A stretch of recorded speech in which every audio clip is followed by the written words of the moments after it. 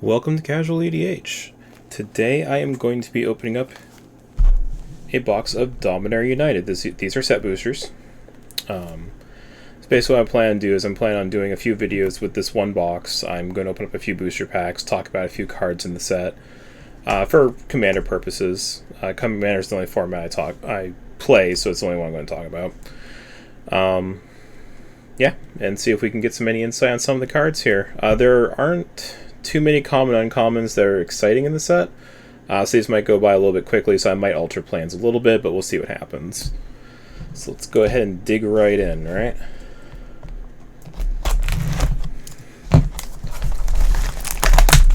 I think for this first video here, I'm going to do... 6 sounds good. Oh yeah, we got a box topper. 1, 2, 3, 4,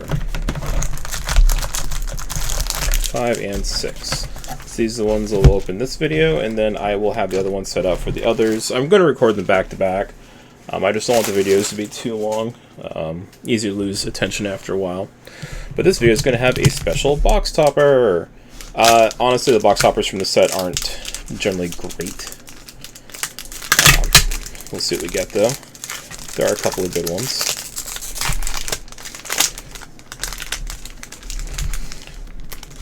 Actually, this is one I haven't seen personally yet. In person, I should say. Alright, we have Ramses, Assassin Lord.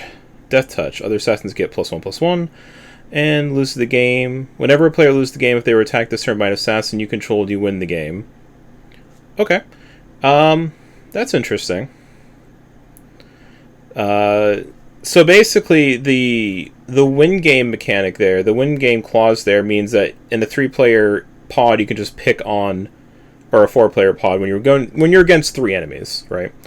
You can just pick on the weakest person, hit them with an assassin, and basically win the game, ignoring the other 2.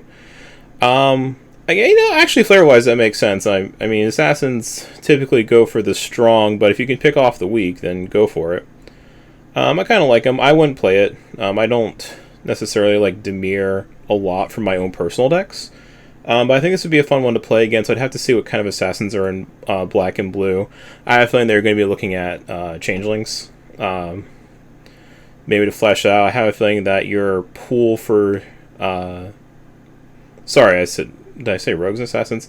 I have a feeling that your pool for assassins are pretty low in the game, at least for usable ones, especially ones that can just attack. Because a lot of the ones I can think off the top of my head are basically tap, kill someone, like kill a creature or something. So, interesting. Definitely something to think about. Keep them on camera. Alright, so these are set booster packs. They may have list cards. I'll talk about the list cards if they're relevant. No reason not to. Oh, no art. I love these stained glass lands, just as an aside here. These stained glass lands are amazing, and I definitely plan on using them as the basic lands for a few of my decks. It just depends on how many I end up getting from the set here. Alright. Throw a possibility, that's a reprint. See that around a lot. Alright, so one of the things that they're doing with this set here is they're doing... the stained glass cards, so kind of like the land I showed. The stained glass cards are very pretty. Not a huge fan of a lot of them. Yikes. Alright. This pack, I would not consider a very exciting pack. I might be most excited for that land so far, so... Alright.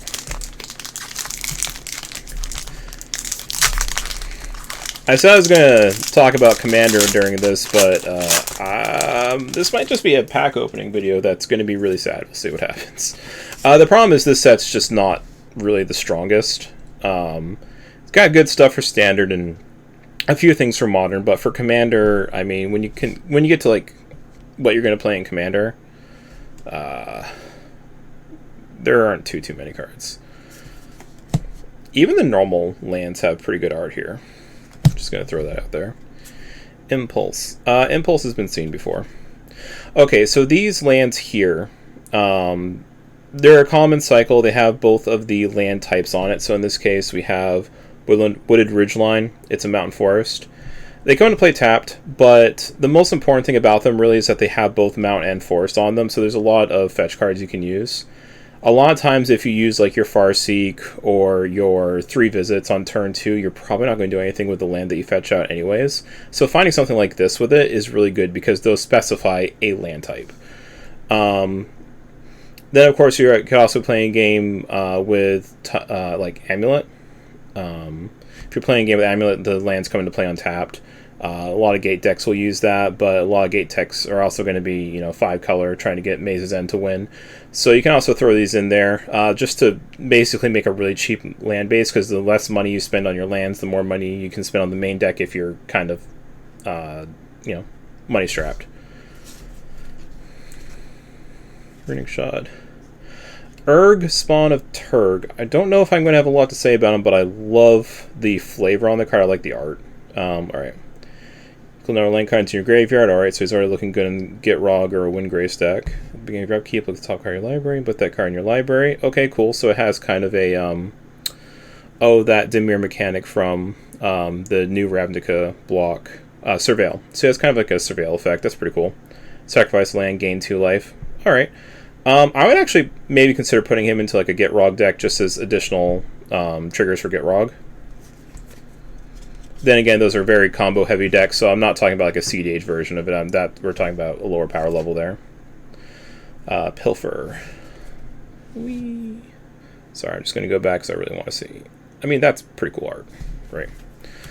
Sky Knight. All right. All right. So we have Tor Kennerud, Sky Knight, Shauna, Purifying Blade. I think, was it Jimmy who used Shauna on game nights? Sounds right. It seemed like a pretty cool deck. Bant's a pretty good color combination. But as far as I'm concerned, any combination that has green in it's good. That's definitely something to play with in the future.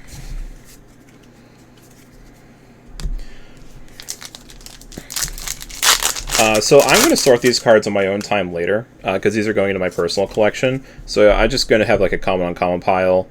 That was the box topper, and then this is just everything else is going to be sorted there. That's just how I do it. Nothing special there. Elf that adds 1 mana of any color. Interesting. 3 mana, not so interesting. Another one of those lands. I really like them. No, actually, I think I'm going to keep those lands separate. I might do something different with those later. That's kind of a cool looking card. So that is Bortuk Bone Rattle. Another one of the Tamura Kennerud Sky Knights. That's just fun to say. Oh, that's another Urg. I just like the art. Sarah Paragon. I think this is actually one of the more expensive cards in the set. What's it do? Once per turn, your turn to be cast a land from your graveyard or cast... Oh, yes, this one. If I remember correctly, something about this one is broken. I have to go take a look at that. So, something about this, something about this one, I think I'm reminded of a thread I was reading about how the mechanic actually doesn't work as written, and there's some shenanigans with it. So take a look. Phyrexian Warhorse. Yeah, they brought Kicker back for this. Old school Dominaria, of course they did. But, there's only one Kicker card in the set, and if I find it, I'll definitely be pointing it out. That I think is really decent. So let's hope. Another one of those lands. Alright. Guy's Might. Baird. Resolute Reinforcements. So nothing the common uncommons there, but this guy. So this guy's one of the good hits for the uncommon slot. This guy is just... if you're playing Aristocrats, you're probably putting him in there if you're playing Black and White. I know I've already fit him into both my Nethroy and my Alayla Artful Provocateur decks. Really strong. I like the fact that his ability, you at least get some benefit for it when they come into play. So you don't have to wait for that life gain, because sometimes you need that life to help float yourself until you can get your stuff killed off or get your sacrifice outlet going. So I like the fact that he's not like the other ones like Zulaport Cutthroat, where it's they die and then you get the life. I like to get the life first, and then they can lose the life on the outside. I actually think of this more like a Suture Priest. which is a really good card for those same decks. Not for the sacrifice component, because the thing is, the difference is they die. Your creatures die, they lose life. Suture Priests, they come and they play creatures, they lose life. But you know, that's the thing. Like, you want to have a lot of cards that do a lot of different things, so you have good pools to work with. And this guy's really strong, especially for aristocrats. I don't think I would make him a commander. I just don't think he's strong enough in that aspect. But man, you put him with like a Nethroy or something, and he's really good. Mana Rig. I remember some people talking about this gun. Let's see. Cast multi-color skill. Power spell. Cards. Alright, that's kind of cool. Painlands. I really wish they hadn't reprinted the Painlands. You know, roast me all you want for it, but at this point, you know, with the card pools they have accessible to us, losing a life to get 1 of 2 colored mana isn't really great. There's just so many options that have been reprinted recently for lands that come into play untapped and don't hurt you. I mean, most recently, like, I'm really enthused with the set that came out with Innistrad.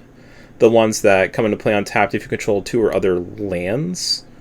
Something like that's better than this. This was good at the beginning of Commander, and I think this is good for people who just really like the reminder of where cards came from. But is it actually playable now? In budget, yes. In everything else, no. If you only have like $10 to spend on your land base, and maybe pick these up, because I think they're probably 50 cents at this point. Otherwise, I wouldn't touch them.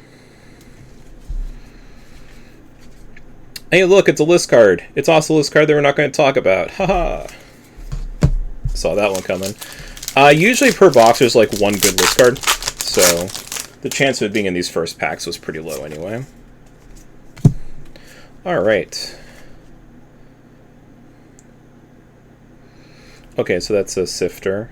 Sifting is underrated. Just going to throw that out there, especially in 4 and 5 color decks. Alright. Aaron, Benalia's Ruin. That's alright. The Defilers are good. I think Defiler of Vigor, the green one, is the best. So I'm not going to spend time talking about that one.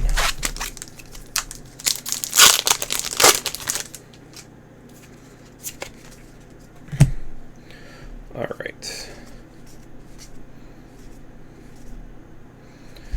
A bunch of unexciting commons and uncommons. Baird Argivian Recruiter. He makes tokens. Put him in a token deck. Wouldn't use him as commander.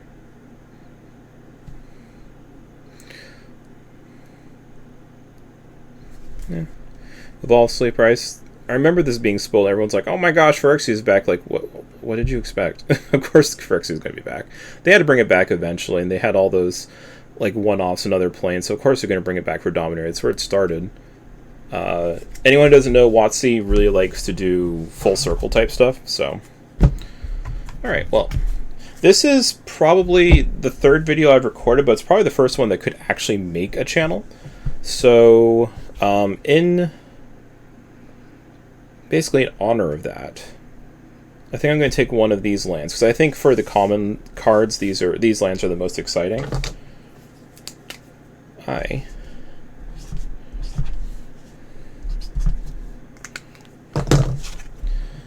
went ahead and signed that card. If for some reason I ever get popular, you might see this in a giveaway or with merch drops or something, you know, in 5 or 6 years.